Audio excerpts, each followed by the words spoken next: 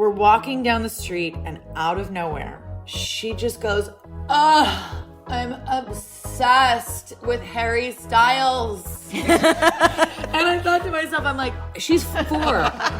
Somebody gonna cue me or do I cue myself? Cue yourself. Okay. This is Let's Talk Off Camera. For those of you who don't know me, my name is Kelly Ripa, and I've been a talk show host for 23 years now. And the best conversations I have when there's not a camera involved, whether it's backstage or in my dressing room or during a commercial break, that's when we always get candid. So this is Let's Talk Off Camera. Okay, guys, I'm not gonna lie. I am really enjoying doing a podcast. Still in my same sweatpants. Still in my same, like, no makeup, unclean hair. I feel like the best version of myself or the dirtiest version of myself. And, you know, we do these 2-minute, 3-minute segments on the talk show. We don't get to have deep conversations. And then the music rolls, commercial break, that's it. But today's actress, I don't want to actually limit her to just an actress because she is so much more. She's a singer, she's a songwriter, she's an entrepreneur, she's a super mom. I'm very excited. I'm not going to bring her on yet because first we have to cover a little housekeeping around here, okay? We should talk about the fact that Jacob, one of our producers, got engaged recently. Jacob? Jacob's in the house. Hi, everyone. I really did not expect this today. So Listen, I just want you to know that Kate Hudson may or may not be listening to this. So hi, Kate Hudson. You deepen that voice right up. Sound like your most manly version of yourself. This is my podcast voice now. Very good. Very good. Okay, so 8 years you've been with this lady. Yes, Allison. Okay. You met freshman year in college. We met freshman year in college. We actually knew each other when we were younger through overnight camp. We knew each other through socials, but we really became friends at NYU and then started dating. No kidding. Yeah. And soon you two will like eventually get married and then lose your virginity to each other. That's exactly it. We're waiting. That's very exciting. And that was a joke, everyone. So after, no, in case her mother's listening. So after 8 years, I've got to tell you, I'd be like, is this Operation Shit or Get Off the Pot? Or there was no ultimatum. You just went ahead and surprised her. No ultimatum. I mean, we were pretty young. We moved in together after college, and so we just wanted to like get everything together, become adults without like ruining our relationship. So Adults without borders. Adults without borders, exactly. Yeah. Uh-huh. And did you have any breakups or? We've had 0 breakups, and that was actually a big thing in our relationship. We always said we're not going to be the couple that breaks up and gets back together. And if we were going to do it, we're going to do it and commit. And we really view each other as, partners in that sense. So it's really great. Well, that's amazing. Thank you for sharing this. Of course, with us. This is so exciting. I feel like Hi, Mark everyone. and I break up at least once a day. No breakups. We've been pretty good. No, we've been really good. So it's been Really good. Yeah. No sex with anybody else. No sex with anyone else. And you don't feel like this girl that you lost your virginity to. I'm sticking with this. I just wait. I want Kate to see you on the screen so you can see how baby faced he is. Like this is God. Oh my gosh. the most adorable.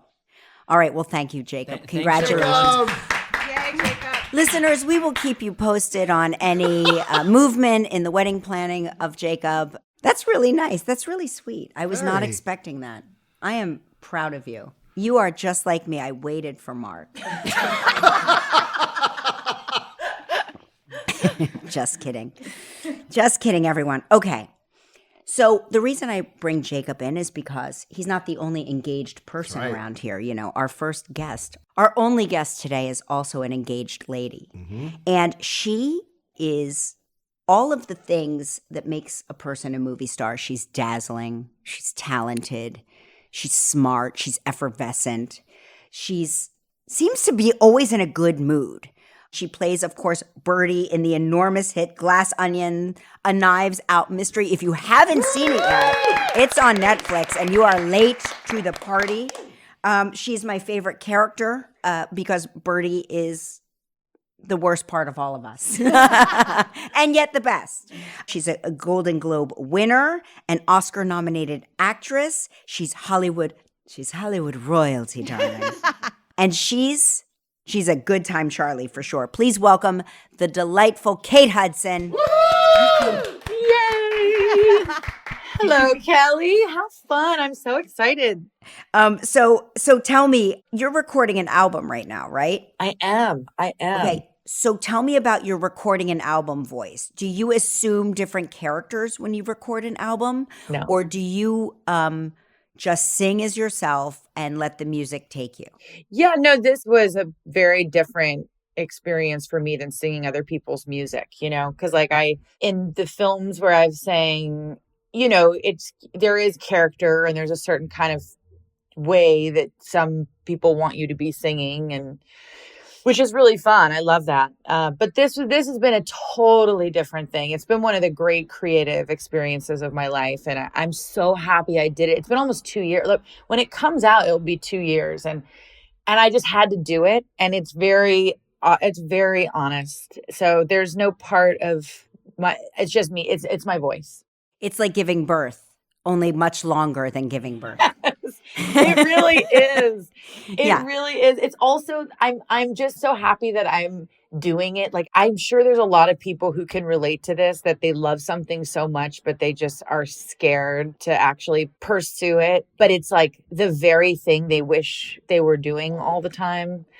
And I just got to that point in COVID where I was like, if I don't make a record, this will be one of the great regrets for me. I'll be so mad at myself for not having the courage to do it. But now that I've kind of gotten past that part of, I'm so in it now that I'm like, now I'm mad at myself. I'm like hitting myself that I didn't do this, in my 20s. Yeah. Cause I love to write music. It's just like something I love to do. Do you keep journals as well? Do you journal your life? I mean, my whole life. They're very repetitive, though, if I'm being honest. I got to a certain point where I looked back at like my early 20s and I was like, I feel like I might have wrote that same journal entry like 4 years ago. Yeah. It's like we do change and we move and we gain wisdom and all of those things, but there are just certain things that don't shift. What's the theme? Like, give me your journal theme and I'll give you my journal theme. Oh, boys, boys, boys, boys. And always, I mean, when I was younger, it was always about me not being able to take it anymore. Like I just can't take this anymore, and like writing all of the things that I just can't handle. And I don't know how much longer I can do this. I'm like 8, My theme in my journal is the opposite of that. I'm always in love with a female journalist, and I will never be as good as she is at anything. It's always like, I love Rachel Maddow. Why didn't I uncover the Russian corruption? Yeah, well, you're really setting yourself up to like fail in that. Yeah, 100%. I'm glad that you figured that out for me. But you can play a Rachel Maddow. You could play a Rachel Maddow. I will watch you, and then I'll interview you after you play a Rachel Maddow. Perfect. We've settled that you never have to write one of those entries ever again. So you're not just hardworking in the film industry and in the music industry, but you're a true creative. Like, you've got your vodka brand, you've got your wellness supplements. You are like a scientist. I like to think that you are like using every part of your brain all the time. Did your mom, Goldie Hawn, the great Goldie Hawn, instill that in you? You don't have to be any one thing. You can be many things. Because she came up in Hollywood in a totally different time where it's like you were an actor and that's what you did and that's all. You stayed in your lane. Yeah. And she decided to tell people that told her to stay in her lane to go fuck themselves, and basically started producing her own movies, Yeah. which wasn't happening at the time. And she had to really like fight for a lot of these movies to be made, was seen by a lot of people as difficult and complicated because she had a point of view. Isn't that funny when women have a point of view? They're complicated and difficult. They're being difficult and making problems again. That's right. And I actually had an experience with someone recently who was talking about an experience with my mom. And he was sort of saying that she was challenging. And I remember thinking like, that's funny though, but like, was she right about what you thought was her being difficult? And he was like, oh yeah. I mean, she was definitely right. The whole script needed a complete rewrite. So she was right. So all she was right. She really was just trying to say, hey guys, we should probably relook at the script, and that is considered complicated, especially in the 70s and 80s in Hollywood. So yeah, I mean, definitely I saw her strength. I saw her conviction. She's so determined. I mean, she's really unbelievable. I even look at how she is with her foundation, and 20 years in, when people were like laughing at her because it was like they thought it was about meditation, but she was so focused on kids' social emotional learning and created this amazing curriculum for young kids to actually, learn how to manage their stressors better, which is more needed now than ever. Oh my gosh, yeah. So she was sort of on the cutting edge of this, and she never gave up. I mean, 20 years now, she's finally getting her sort of kudos for what she's been creating, but she doesn't let up. And I think as I now raise my daughter and see how she wants to emulate things that I'm doing, even just the smallest things, like watching me put on makeup and her kind of, sort of trying to do the same things. I mean, it's where I learned everything. What a great teacher. Amazing. I feel so blessed. I mean, I don't even know what I must have done in a past life to have been born to her as a mother. Do you teach like your son Ryder, who's your firstborn, like the art of resilience to try and fail? Or did you try to like helicopter parent? Like what kind of a mother were you to your first child? I mean, I have like what I think. And then I think my entire family would have what they think about how I've raised my kids, Okay, give me both versions. We are a very judgmental family. We judge each other's parenting like crazy.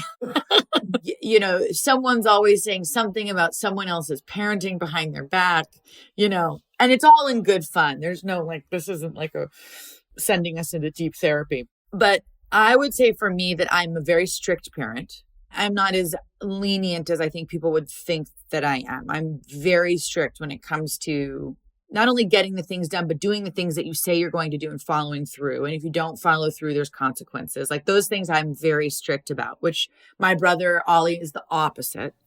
And then like manners to me is so important, like looking people in the eye. Like there's things that just have to happen. Let me just say this. When Ronnie was born, I sent you a little gift for her. When we have people that we love and care about, but don't necessarily know very well, and we're just happy for them, we send gifts. Kate is, I can say this, I think one of maybe 2 celebrities that has ever sent me a thank you note. And like a beautiful, thoughtful, handwritten thank you note. Thank you notes. That's like I love receiving them. When I get a note, I'm always like, oh, it feels so good. Feels so good. It feels like an acknowledgement. You send thank you notes to everybody. I do, but I'm out of stationery, so I've got like a bunch. I literally have been walking around at work saying, I'm sorry that I haven't properly thanked you yet, but I'm waiting for my personalized stationery. I'm very finicky. I am finicky about my shit. So Oliver, when you see Oliver with his kids, will you get in there as an aunt and be like, no, that's not what we do? Or like, have you ever gotten involved in in something going on with the kids. Yeah. Oh, yes. Although usually Oliver's pretty laid back. Like he usually lets me just do the way I discipline. He's happy for you to do the work. Yeah. He's like, fine, like get mad. I don't care. Like, and then the kids will be like, Dad, and be like, Auntie Kate says no. I mean, what am I gonna, so we're good with that. But I think that I am very protective. I actually think that I'm pretty good. I think my whole family, their big judgment for me would be that I have too much anxiety around, like, if they're like in a tree and I'm like, I can't look, I can't watch, I can't be around it. I want them out of the tree. And everybody's like, they're fine in the tree. That I would say that's the thing I have to work on the most, is my anxiety when kids are wild. Was that with each kid or like all of them? Yeah. That's funny. You see, with us, and our kids are closer together in age, but when we had Michael, we were like not neurotic, but we were very like on top of him. And then Lola came along and she was a girl and she was like, I got this. Like, you don't have to hover, I got it. And so we were a little bit more hands off. And then by the time Joaquin came around, I didn't even know I was pregnant with him. It was the shortest pregnancy I've ever had because I was like 5 months pregnant and then found out I was pregnant. And then I had him and then I was like, Lola, who is 15 months old, here, hold your brother so mommy can shower. Like literally like putting her down on the floor and handing her a newborn. Oh, that's so, yeah, I know what you mean. I definitely felt like in that first part, in the first like 6 months, way less anxiety. But yeah, I have that like mother floating anxiety that just doesn't go away. Yeah, right. Of course. So you guys are like one big blended family. Like when I think about your tribe, that is a tribe that like, it seems like everybody's allowed in with open arms.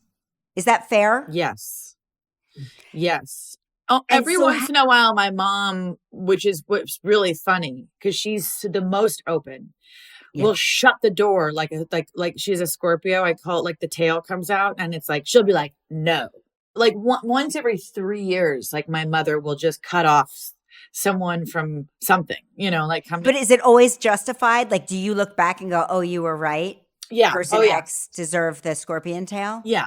But other than that, yes, we're a totally open door kind of family with aunts and uncles extend beyond our actual family, but our core family, we all live 5 minutes from each other. I walk to my brother's, I walk to my mom's. Oliver's the only one who we all have to get in the car to see. But he's only 5 minutes away, which I think is the way that honestly we're meant to be as humans. I think it's like what keeps people probably alive longer. Actually, I was talking with Dan Buettner about this. He does that Blue Zones thing. Have you ever interviewed him? No, I haven't, but I know what you're talking about. He's the best. And community, like 3-generation households usually live longer. The longest. Yeah. It's an old book now. I think I've talked to you about this and I've recommended this book to everyone that I've ever met. It's called Tribe by Sebastian Junger. And it's an old book and it was at the forefront of like, I think Facebook was just coming out or maybe Twitter. There was just like an app and he was predicting that it's like, that's going to break down our tribal living. Like computers are great. However, people are not congregating together in a way that is healthy for society to survive. And I really think the book is like, now it's even more pertinent than it was when it was written. It talks all about that. I'd like to read that book. Yeah, I'll send it to you because I always have like, if I love a book, I have like 12 copies of it. And I'm like, oh, here, I'm like a library. Albert's favorite was, what's the one Oprah liked? The Secret. The Secret. Oh, The Secret. So yes. So good. Albert secrets me all the time. And I'm like, stop secret talking. Today was a good one. Okay, here we go. Have you not read The Secret? Of course I did. Oh, okay. But he like secret talks me as though it's the only language I can understand. This is today's secret message. You get a daily message. This is an amazing one. Okay, here we go. Ready? Mm-hmm. If somebody says something negative to you, Do not react. Oh, please, Albert. You have to get yourself to a point where you can stay calm and peaceful inside, no matter what negative things happen on the outside. When you can maintain peace and joy within you, despite any situation on the outside, you have become the master of everything. I've seen him get upset if there's not enough garlic bread at the Olive Garden. Okay? So, to be clear, Mr. Calm and Peaceful. I had to learn that lesson so early because there was so much tabloid stuff. Like when I got really famous, there was so many lies, and it was so weird because in my mind, I felt, it felt so unjust. I was like, this is unfair. And at that time, which was early 2000s. Nobody understands how different it is now with social media. Different. They were it's so mean different to women. Oh, so mean to women. I mean, the body shaming from being too skinny to too fat to then going up your skirt and from the cellulite. And I mean, like, it's almost like I couldn't speak to a man without being partnered with him. Like, literally, I couldn't sit and say hello to someone. There was so much of it at such a rate that I was like, couldn't in any way comprehend, that I just realized I need to figure out how to like not care about any of this.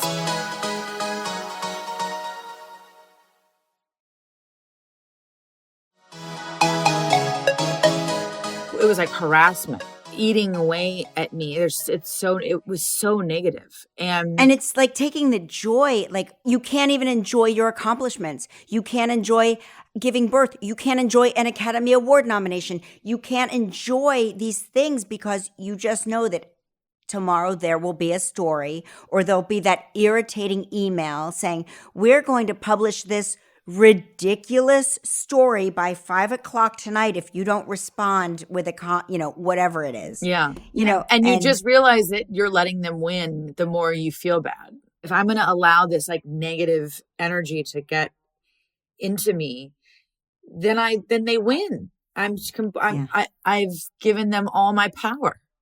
Yeah. Mark always says that he always says that dumb thing to me when I'm like feeling bad about something. Somebody has said something shitty. He'll say to me, Kelly, what other people think about you is none of your business. But he's right. It's like none of my business. These are people that don't know you. They're invested in you because you sell headlines, or now it's clickbait or whatever. But it's like people care about you. And I'm always like, well, can't people care and they write something nice? And apparently, like, they can't write something nice because people don't click on nice. It's just not the nature. Well, it's also not the nature. They did this study. I forget who did it, about why people tend to want to see people fail.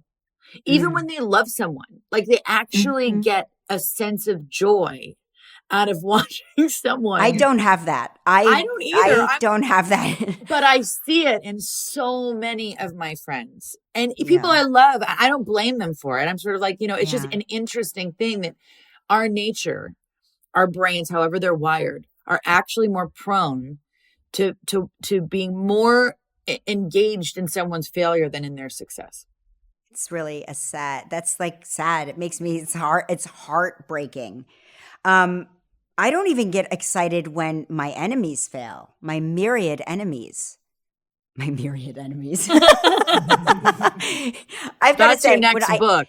When I think of you, I don't think that you have. I don't think there's a person that I've ever met that doesn't love you. Oh, so whatever you're doing it right. Do you know what I mean? I hope so.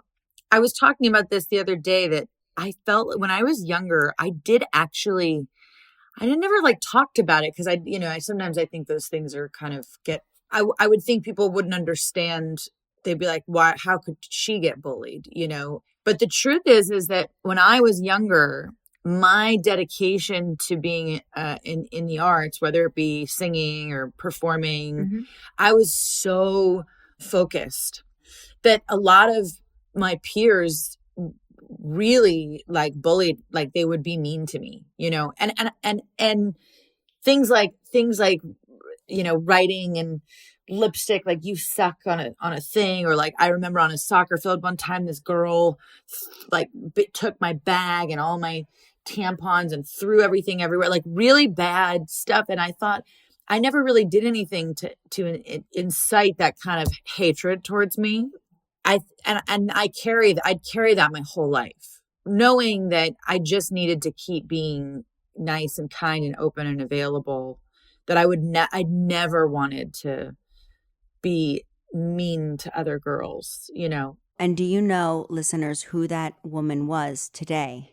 Kate Blanchett. No, I'm just kidding. Wouldn't that be so crazy? Kate Blanchett was in the soccer field next to me. She was my soccer bully.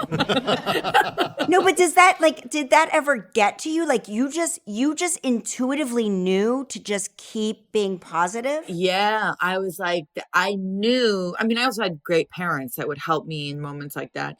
And honestly, my parents are so nuts, and like, you know, their first question to me when something terrible would happen, they'd be like, "Well, what did you do?"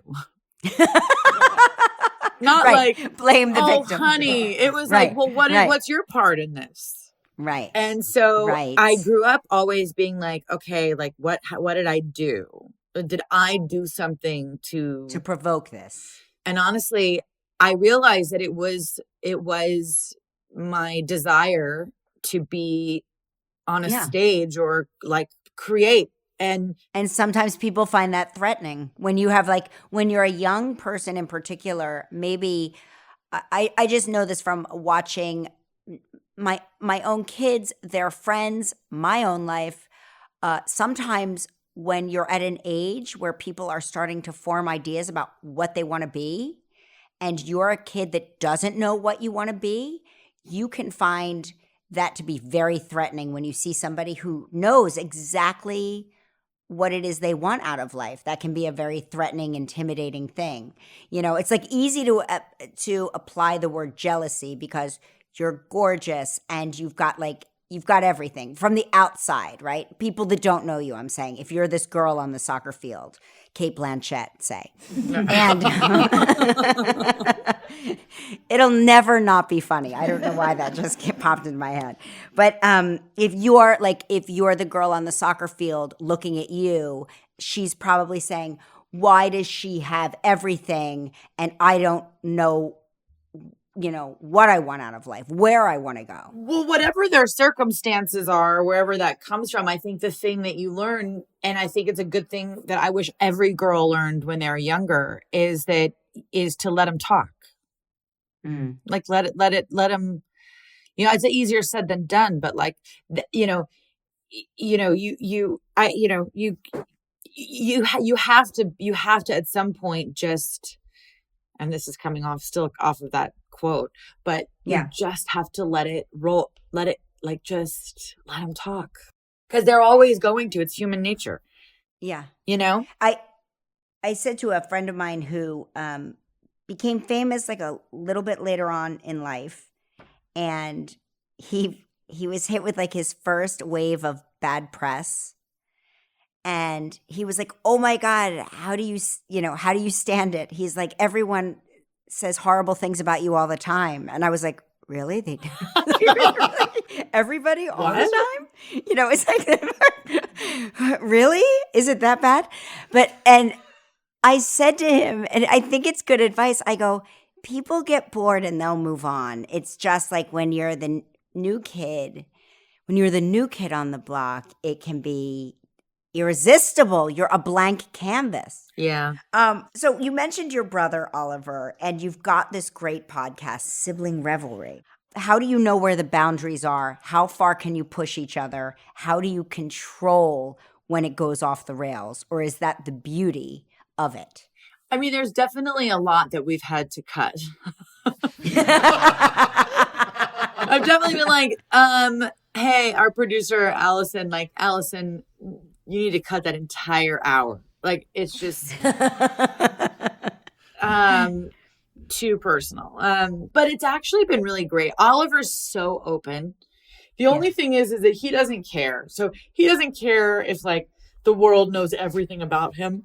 And also he's a guy, so he doesn't have to deal with like. That's right. a lot of the shit that you would have to deal with. And he just relies on me to do all of the heavy lifting. So like I'll do the edits and then the podcast was his idea and I'm super busy. And I then cut to like, I'm listening to all the edits and I'm trying to get things going together. And Oliver's just completely like, doesn't just like, cool. No, sounds good. Do you want to hear it? No. And then but other than that, honestly, we've been pretty good. I mean, there's times that there are things that happen that like actually really get under my skin a little bit. Because if you're doing a podcast about relationships with siblings, with your sibling, there's going to be moments, especially the memory of particular situations that have been gone down in the past.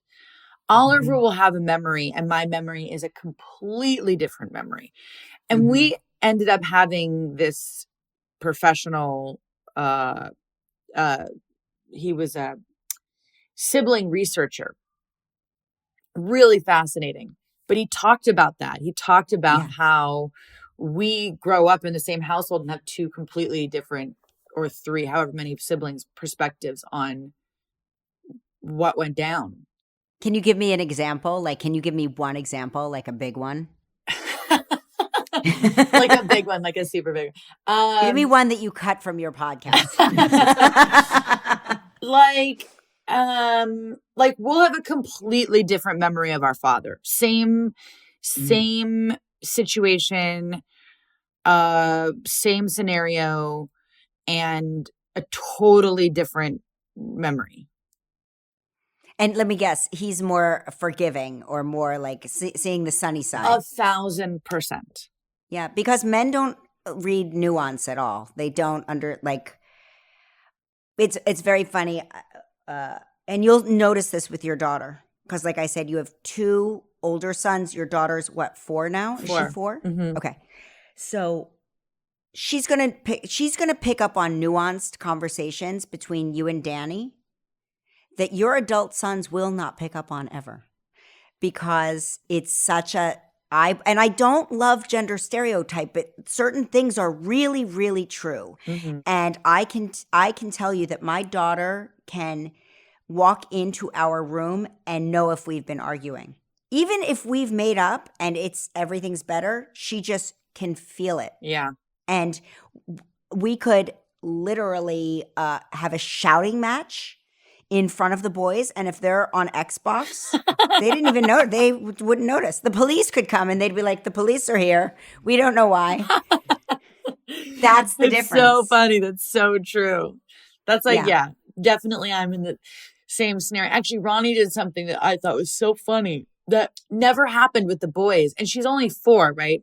She's obsessed with the Grammys. She thinks that the Grammys is a show that's on. Right. Yes, on all the time. Yeah. So who's her favorite? Who's her favorite right now? So she's like, should we watch the Grammys, Mommy? Mm-hmm. No, honey, the Grammys only come on once a year. You know, we're walking down the street and out of nowhere, I mean, like, we couldn't have been talking about more opposite things. She just goes, "Ugh, I'm obsessed with Harry Styles." And I thought to myself, I'm like, everybody is. Well, yes, but girls. Also just, I can have she's 4 and she's so way above her years. Hey, will you ask her a question for me later on? Will you ask her what she thinks was going on with Ben Affleck, why he looks so unhappy? She'll probably have an answer. What do you think Ronnie will say when you perform at the Grammys? You just put that in the universe. Yes, I did. Yes, I did. Oh, she'll feel like that's exactly where she's supposed to be.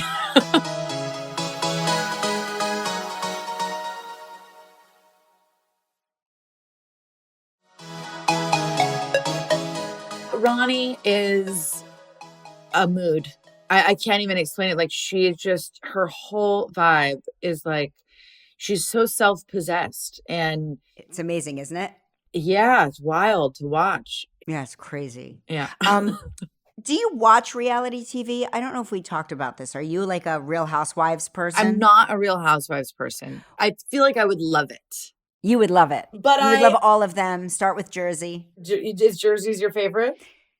Jersey is the one that you will relate to the most. It is the most like families acting like real families with vendettas and judgments and like all, it's a lot of like, it's not superficial family time. You can tell these women are actually cleaning their own toilets in full hair and makeup and then answering the door so they can have a luncheon. You know what I mean? So funny. Yeah. I love brainless television. I've been reading about, but I haven't seen this show called MILF Manor, which I think could be like FCC a violation because picture this. This is what the show is about.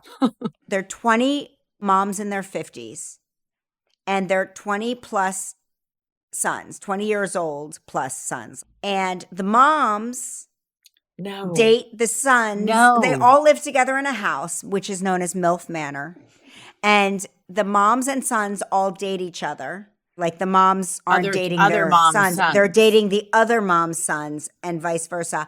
But the whole show starts with competing for the best room in MILF Manor. And how do they win the best room?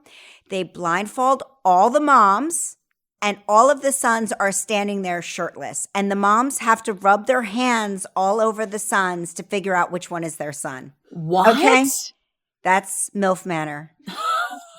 Ladies and gentlemen, the end of society. This has definitely gone too far. Imagine hearing that though in like a meeting. And saying, that's a great idea. Like, oh my God, yes. And then they'll rub the rub naked their chest bodies. of their son. If I saw dads rubbing their hands all over girls, I'd be at home calling the police. I'd be like, get to MILF Manor. It's in the Bahamas. Get there now. Someone get to MILF Manor. I think here's my question. Your family seems like so much fun. Would you ever have a reality show? No. Never? No. One Thanksgiving. That's all I want. And we'll call it, what will we call it? Holidays with the Hudsons. Holidays with the Hudsons? Hudson, Hawn, Russell, Fujikawa. It's a working title. Picture this. Okay, here we go. It's kind of like Survivor.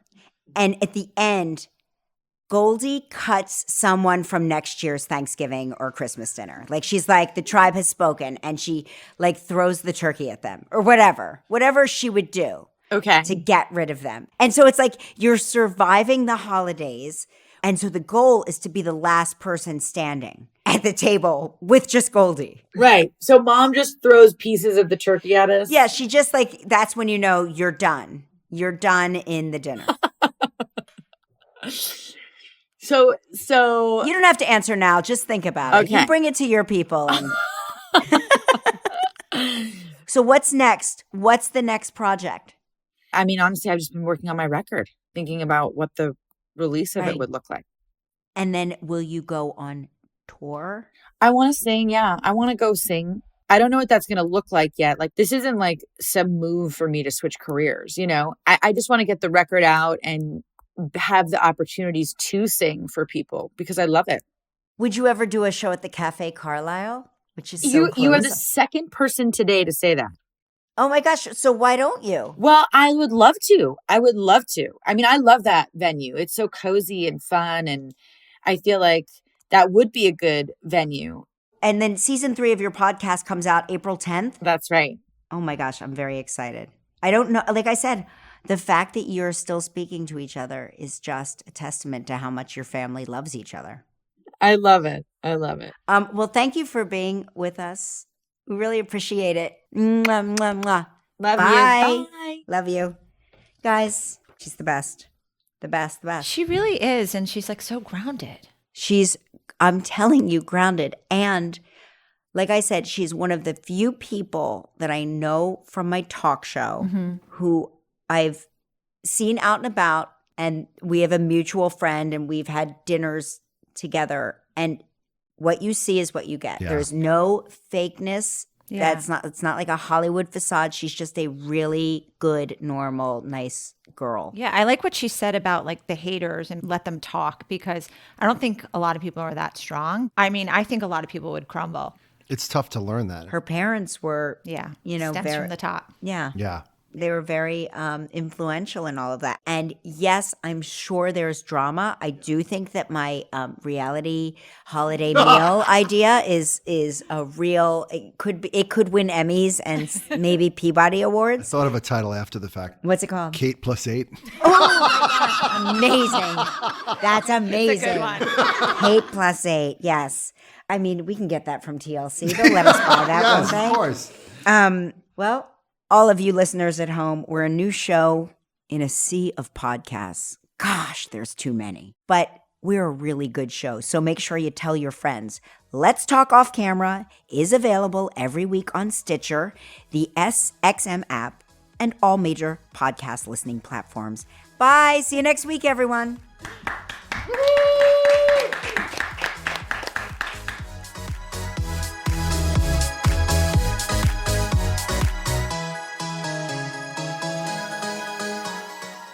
Let's Talk Off Camera with Kelly Ripa is a co-production of Melojo Productions and PRX Productions with help from Goat Rodeo.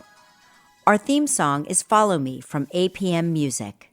From Melojo, our team is Kelly Ripa, Mark Consuelos, Albert Bianchini, Jan Chalet, Devin Schneider, Michael Halpern, Jacob Small, Roz Therian, Seth Gronquist, and Nick Ribola.